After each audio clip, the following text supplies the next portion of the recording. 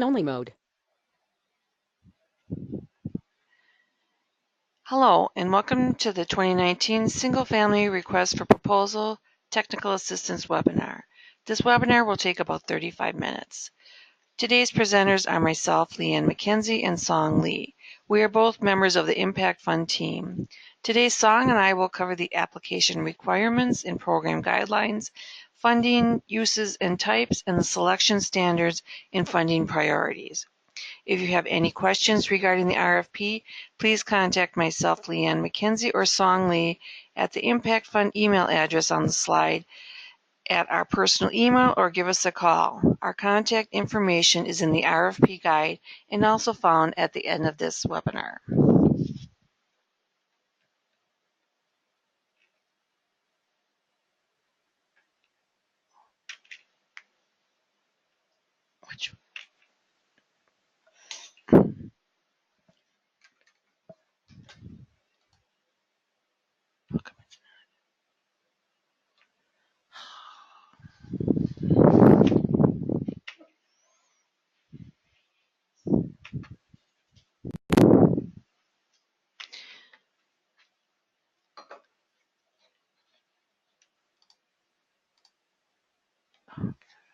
At Minnesota Housing, we believe that housing is the foundation for success, so we collaborate with individuals, communities, and partners to create, preserve, and finance affordable housing. All 2019 single-family requests for proposals and required attachments must be received, not postmarked, but received by Minnesota Housing on or before Thursday, June 6th by 12 noon.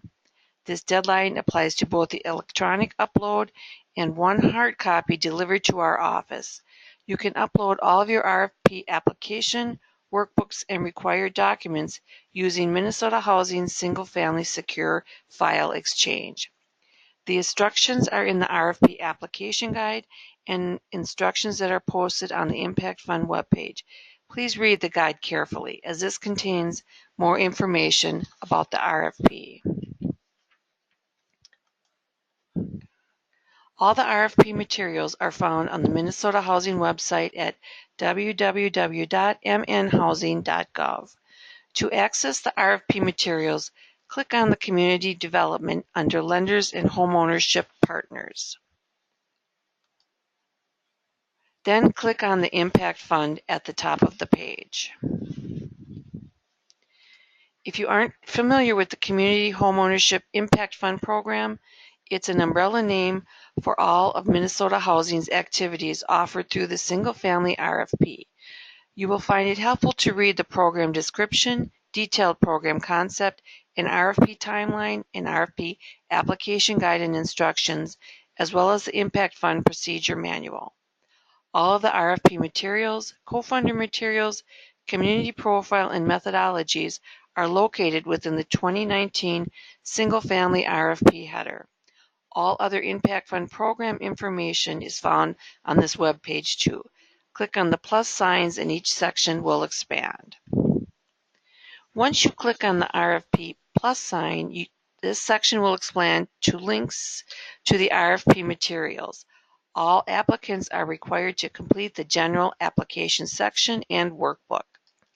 If you are a nonprofit or for-profit organization, you must complete the applicable organization capacity and review form and submit the required documentation. You'll see there are 5 housing activity sections in the RFP.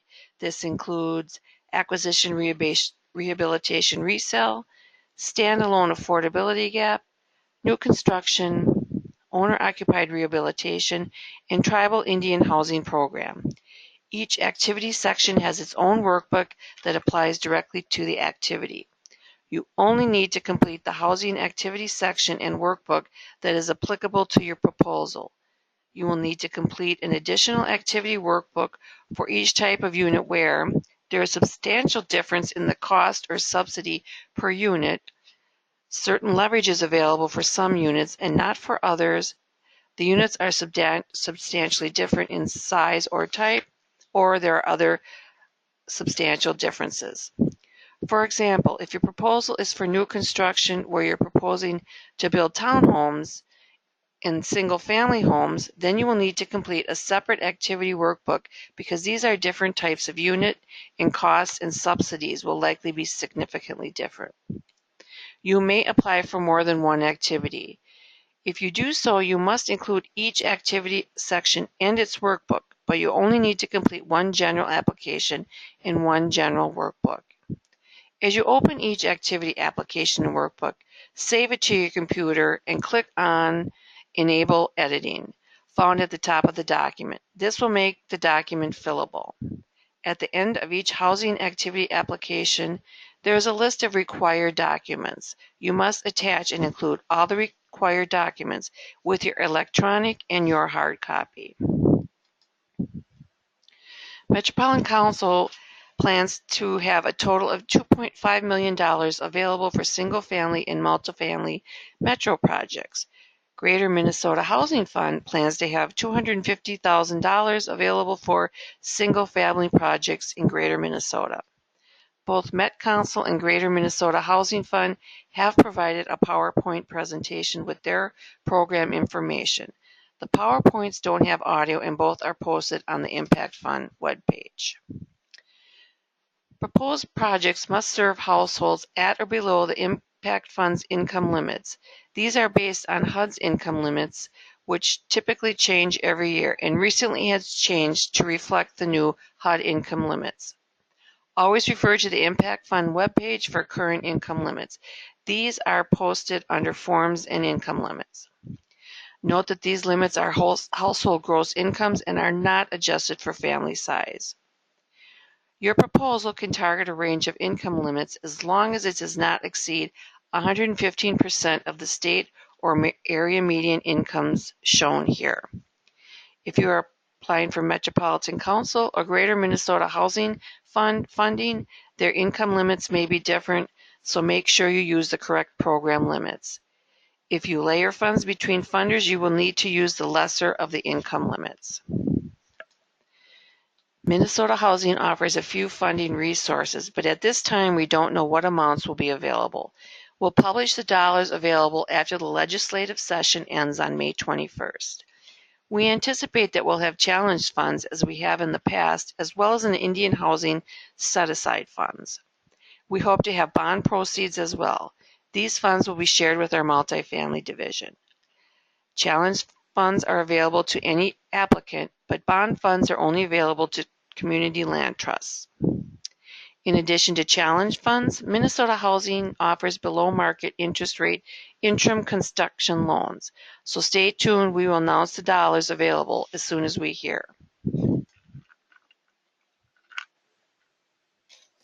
We offer a variety of funding under the Impact Fund. Grants are generally awarded as permanent funds to support a value gap or for writing down the interest rate on a community fix-up fund loan. Grants usually do not require repayment. Deferred loans are generally used for affordability gap or owner-occupied rehabilitation. Deferred loans are in the form of a no interest, no payment 30-year loan. Repayment is required if the borrower no longer occupies the property as their principal place of residence or pays off their mortgage, or in 30 years, whichever comes first. Interim loans are available for construction financing for homes to be built or rehabilitation activities. The interest rate has not been determined at this time, but will be below market. Housing infrastructure bond proceeds are only available to community land trusts for land acquisition, demolition, and/or utility connections. Indian set-aside funds are set aside for Indian proposals. Next, we'll discuss the types of activities that are eligible for which type of funds and requirements. Let's go over what is value gap. Value gap funds are to bridge the difference between the total development cost of a project and the fair market sales price of the property, which is the appraised value, to complete the home. In this case, the total development cost is $190,000 and the fair market sales price is $160,000, leaving a value gap of $30,000. Value gap is available for new construction and acquisition, rehab, resale activities, and the funds are provided in the form of a grant. Affordability gap is the other side of the equation from value gap. It's the difference between the total cost to acquire the property, generally determined by the fair market sales price, appraised value of the property, and the amount of the first mortgage loan for which the buyer qualifies. This is assistance available to the buyer purchasing the home in the form of a down payment and closing cost assistance. First, affordability gap is need-based. Each buyer's financial situation is different, therefore, each affordability gap loan is different. Here's a simple illustration of how it works. In this case, the buyer earns an annual gross household income of $41,500 and is buying a house valued at $140,000. They can afford or qualify for a first mortgage of $35,000, so the affordability gap assistance need is $5,000. The administrator household selection process must include an assessment of the household's needs indicated by the housing ratio. To be eligible for this assistance, a household must spend no less than 25% of its gross monthly income for its housing payment. Minnesota Housing may waive the housing to income ratio requirement on a case-by-case basis when the administrator provides a written waiver request. Applicants must disclose the proposed housing ratio in the application. Most first mortgage lenders calculate housing ratio based on the borrower's income alone. Our requirement is based on the household income. For example, a first mortgage lender may exclude a spouse's income if the spouse is not named on the mortgage note. Under the impact fund, you must include the spouse's income when considering whether the household qualifies for assistance. Housing payments generally include monthly first mortgage principal and interest, subordinate mortgage principal and interest, mortgage insurance, homeowners association fees, property taxes, hazard insurance, land trust, ground lease fees, etc. Complete the affordability gap worksheet in the application activity workbook if requesting affordability gap funds. Administrators providing affordability gap to borrowers with FHA first mortgage financing. HUD requires that nonprofits be HUD approved and be placed on the nonprofit organization roster. The administrator must wait to assign the loan to Minnesota Housing until after the FHA insurance is in place. We ask you in the RFP whether or not you're on the nonprofit organization roster. You must have a good explanation if you're not, given the FHA's capacity to serve a wider rate of borrowers than conventional products.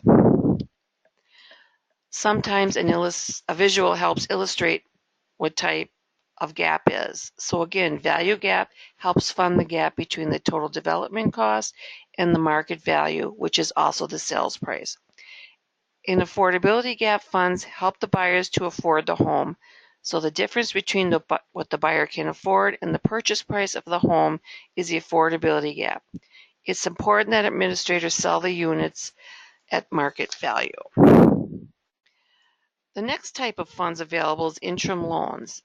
A bit about interim financing. An interim loan from Minnesota Housing may be the only source of construction financing, or it can be paired with financing from a lender.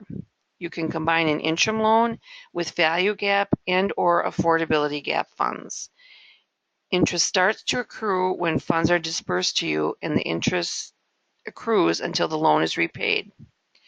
Generally, the term of the interim loan is 26 months, which allows you additional time after the unit is completed and sold to repay the loan back to Minnesota Housing. You can repay the loan prior to the 26 months without penalty.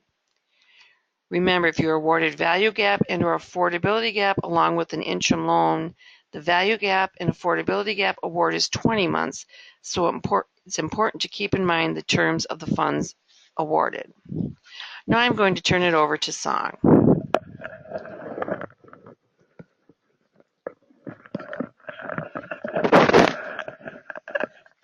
Okay, So after you have finished all your hard work and submitted your application, it's our turn to carefully review and score the applications based on the funding priorities. Then the RFP review team brings the proposals to a large selection committee where the proposals will be discussed and scored by the Committee on the Selection Standards. The committee is made up of various staff from Minnesota Housing and our partners. Proposals scoring low on any of the 3 selection standards listed here will not receive funding. We'll go more into details about the funding priorities and selection standards scoring. Other than the interim loan funds, the impact funds come from the state appropriated Economic Development and Housing Challenge Fund, which we call Challenge, but you may also hear it referred to as EDHC.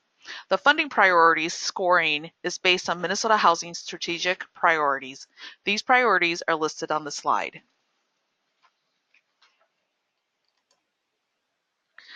Minnesota Housing's board approved the scoring criteria at its February 21st, 2019 board meeting. This is the scoring criteria that will be used for the 2019 RFP funding round. These criteria are posted on the Impact Fund webpage in a document titled Scoring Metrics and include the number of points corresponding with each scoring criterion. We take a variety of funding priorities such as leverage, unit projected costs, location, marketing, economic integration, and so forth into account. But the selection standards and organizational capacity, project feasibility, and community need are also critical. If you do not score well in each of the selection standards, you will not be funded regardless of your other scores in the funding priorities. Let's go through the selection standards scoring.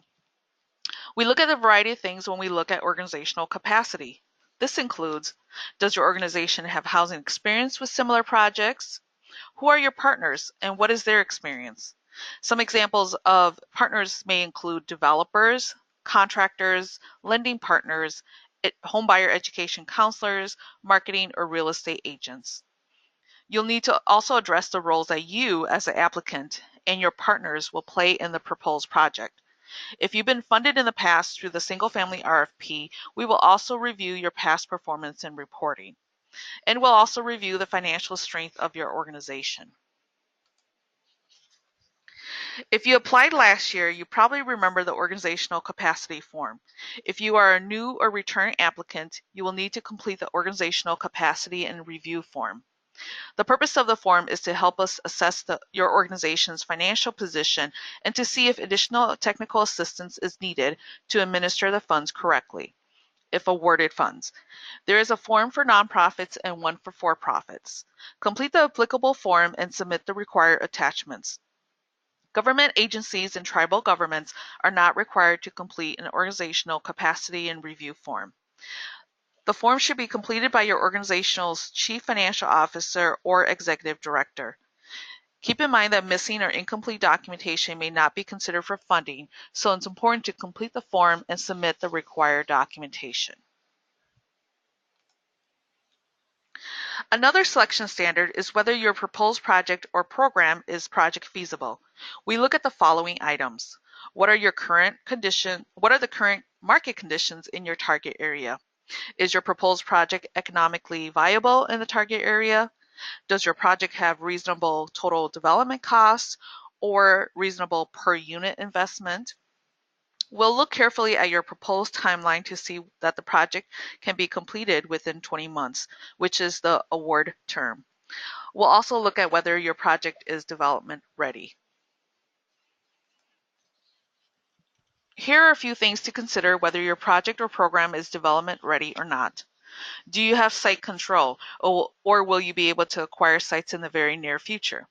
Do you have building plans and specifications or plans in place to develop scopes of work for rehabilitation? Have you thought about your target population? Perhaps you have a list of potential home buyers already to purchase a home, or a list of homeowners you've identified with home improvement needs. Reference this information in your application. If impact fund dollars won't fill the entire gap, do you have other committed leverage sources of funding in place? Committed leverage is very important when we are reviewing your applications. We only award points for committed leverage, but still want to know about all of your pending leverage. It shows us that you're working to gather other resources, but we don't award points for pending leverage. All these things are reviewed and taken into consideration when we look at development readiness of a proposed project. The last selection standard we look at is community need. It's important to align your housing activity with market conditions and housing needs in the community. You will need to clearly articulate in your application how your project meets the community need. It's important to consider what the population in your target area wants or needs.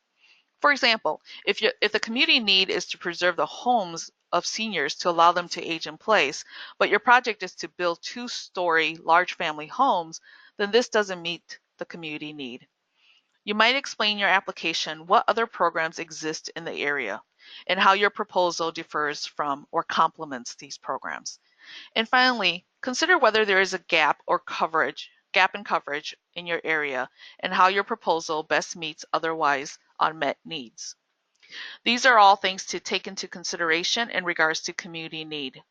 So far, we've covered some of the most important scoring selection standards, which includes organizational capacity, project feasibility, and community need, which form the threshold criteria, and the funding priorities. As I mentioned before, proposals scoring low on any of the three selection standards will not advance for funding consideration. If you're applying for funds for Affordability Gap or owner-occupied rehabilitation, you'll need to address the extent to which other programs are available to meet the same needs, and what special niche your proposal addresses which cannot be met by other programs. It is not likely that the agency will fund standalone Affordability Gap down payment assistance or owner-occupied rehabilitation proposals unless these proposals meet a special niche. There are also Minnesota housing programs for owner-occupied rehabilitation, in addition to programs that our co-funder partners offer. Our goal is to not duplicate existing programs. One good example of a program that makes effective use of other available resources is the Community Fix-Up Initiative. You can propose to offer a Community Fix-Up Initiative in partnership with a Minnesota Housing Fix-Up lender. Through this initiative, you can use impact fund dollars, grant dollars, to write down interest rates on fix-up loans. An approved lender and a community partner may team up to provide services and/or funds in conjunction with fix-up loans to further increase affordability by writing down or discounting the interest rate and to provide an incentive for homeowners' home improvement projects.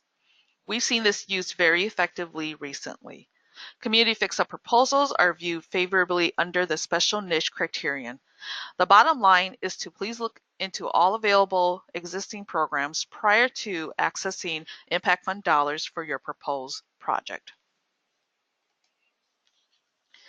Committed leverage is critical. The more committed leverage, the better.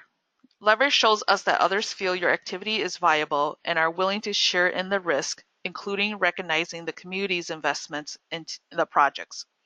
Amount of leverage is given greater weight than the diversity of sources, but both types of diversity leverage will receive points. Leverage dollars are considered from two perspectives: as a share of the project's total development cost and as a ratio of impact fund leverage to other sources of leverage.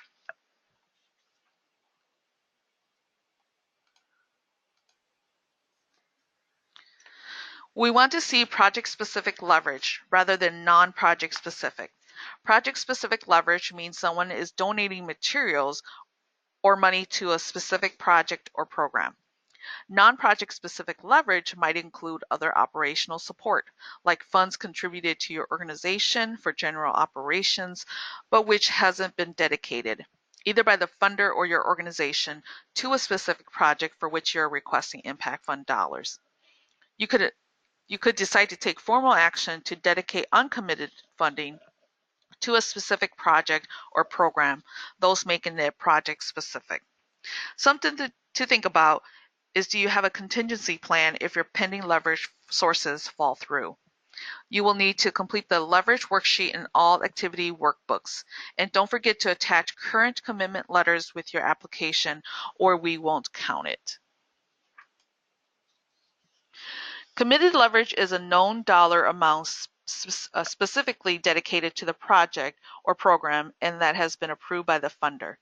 To receive points, you must provide acceptable documentation, such as commitment letters approving funds for that project or program. Commitment letters must be signed and dated.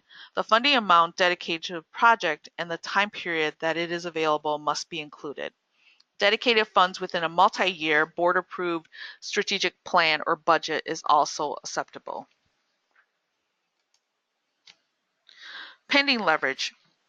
You have applied or will be applying to another funder for funds for your proposed activity, but the funds have not been approved to date. Or if you have dedicated existing funds to the project or program in your budget, but it has not been formally approved. All leverage must be committed to be counted and receive points. Keep in mind that pending leverage can support the feasibility of a project, so you should still include pending leverage on the leverage chart in the workbook. You have the ability to turn pending leverage into committed leverage up until August 1st, 2019. Leverage commitment letters received by August 1st will be considered in scoring the application. Email committed leverage letter to the Impact Fund email address noted on the slide. In the past, the priority of reaching underserved population remains important, and we still emphasize organizations' past performance in reaching underserved households. Underserved households are defined as single-headed households, households of color and Hispanic ethnicity, and households with a person with a disability. We want to hear about your plans as to how you plan to reach underserved populations. You can submit your marketing and outreach plan as part of your application. We score a number of priorities based largely on geographic data. In the community profiles, Minnesota Housing uses 30 indicators to identify communities by housing need. For more information on these, see the links to the Community Profiles tool and scoring methodology documents on our Impact Fund webpage. If you have questions regarding how to use the Community Profile tool, contact Cody Thurnell. His contact information is on the Community Profile webpage. If you are awarded deferred loan funds for Affordability Gap or owner-occupied rehabilitation, Minnesota Housing provides the legal documents to the administrator for the borrower to sign at closing. And then the administrator closes the deferred loan in its name, records the mortgage documents, and assigns the mortgage to Minnesota Housing for servicing. Minnesota Housing's current servicer is Amerinet. We expect that in most cases, the applicant applying to the Impact Fund, who becomes the administrator under the Impact Fund agreement, will originate its own deferred loans if awarded deferred loan funds for Affordability Gap or owner-occupied rehabilitation. However, we also recognize that for various reasons, an administrator may choose to have another entity originate the deferred loans. Accordingly, we allow administrators to retain processing entities with which we require that the administrator have a contractual relationship. The administrator may contract with a processing entity to originate deferred loans on the administrator's behalf. Only the administrator or a processing entity may originate deferred loans to borrowers. The processing entity's participation must be approved in writing by Minnesota Housing before they can originate deferred loans. We also stress that the administrator, not the processing entity, retains all responsibility for performing and any default under the Impact Fund agreement.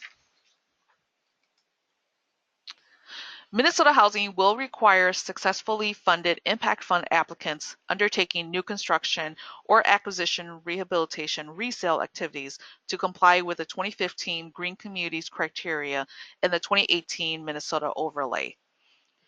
There have been some minor changes to the overlay and the intended methods form this year, so please use the current guide and form on our website.